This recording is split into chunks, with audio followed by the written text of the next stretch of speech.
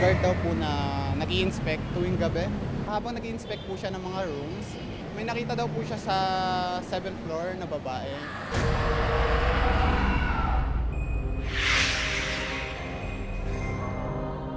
Pamilyar din sa mga kumakalat na kwento tungkol kay Maningning Miklat ang professor na si MJ Rafal.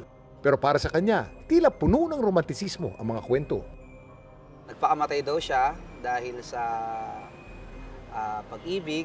Dami mga kwento at wala rin namang malinaw na inilalabas yung kanyang pamilya sa kung ano talaga yung naging dahilan. May mga kwento pa nga dahil nagsalasalabat na siya eh. Lalo, di pa naman ganoon malaganap ang internet nung panahon na yon. Pero nung nagkaroon ng internet, parang mas naging urban legend siya nung kanyang pagkamatay. May mga nagsabi pa na mayroon siyang hawak na picture nung siya ay tumalon. Hindi alam kung kanino o sino ang nandoon. Tapos bumagsak siya na parang, alam mo yung maganda pa rin pagkabagsak niya. So masyado nang naromanticize.